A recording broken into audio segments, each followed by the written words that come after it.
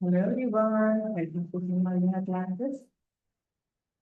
ನಮ್ಮ ಸುತ್ತಮುತ್ತಲಿನ ದ್ರವ್ಯಗಳು ಪಾಠದ ಮುಖ್ಯ ಪ್ರಶ್ನೆ 2 ಕೆಳಗಿನ ಪ್ರಶ್ನೆಗಳಿಗೆ ಉತ್ತರಿಸಿ.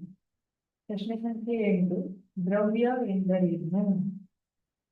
ನಾನು ದ್ರವ್ಯನ, ನೀವು ದ್ರವ್ಯನ, ನೀವು ಕುತ್ಕೊಂಡಿದ್ದೀರಲ್ಲ, ಆ ಕುರ್ಚಿ ಇರಬಹುದು ಅಥವಾ ಬೆಂಚ್ ಇರಬಹುದು, ಇಲ್ಲ ಅಂದ್ರೆ ನಿಮ್ ಎದುರಿಗೆ ಕಾಣ್ತಾ ಇದ್ದಲ್ಲ ಟೇಬಲ್ ಇರ್ಬಹುದು, ಇಲ್ಲ ನಿಮ್ ಮನೆ ಇರ್ಬಹುದು, ಇಲ್ಲ ನೀರಿರ್ಬಹುದು, ಇಲ್ಲ ಉಸಿರಾಡ್ತಿದೀವಲ್ಲ ಗಾಳಿ ಇರ್ಬಹುದು.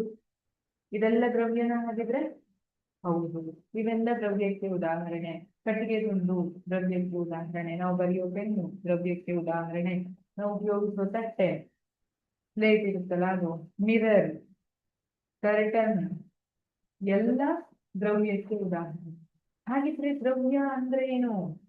ದ್ರವ್ಯ ಅಂದ್ರೆ ಸ್ಥಳವನ್ನು ಆಕ್ರಮಿಸುವ ಮತ್ತು ದ್ರವ್ಯ ರಾಶಿಯನ್ನು ಹೊಂದಿರುವ ವಸ್ತುಗಳಿಗೆ ದ್ರವ್ಯ ಎನ್ನುವುದು.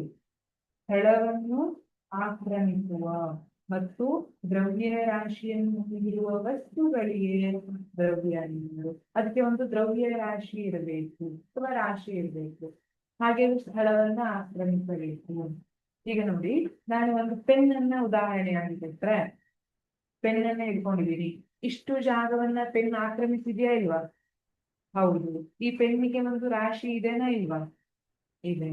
ಹಾಗಾಗಿ ನಾನು ಪೆನ್ನನ್ನ ದ್ರವ್ಯ ಅಂತ ಹೇಳ್ಬೋದು. ನಾನು ಕುತ್ಕೊಂಡಿದ್ದೀನಿ, ನಾನು ಕುತ್ಕೊಂಡಿದ್ದಷ್ಟು ಜಾಗ ನಂದೆ. ಯಾರಪ್ಪ ನಾನು ತಿನ್ನೋಲ್ಲ, ಇದು ನಂದೆ ಅಲ್ವಾ? ಹಂಗಲ್ಲ, ನಾನು ಕುತ್ಕೊಂಡಿರೋ ಜಾಗ ಏನಿದೆ ಆ ಜಾಗವನ್ನ ನಾನು ಆಕ್ರಮಿಸಿದ್ದೀನಿ. ಹಾಗೆ ನನಗೆ ನನ್ನದೇ ಆದ ಒಂದು ರಾಶಿ ಇದೆ, ದ್ರವ್ಯ ರಾಶಿ ಅಲ್ವಾ? ಹಾಗಾಗಿ ನಾನು ಕೂಡ ಒಂದು ದ್ರವ್ಯ.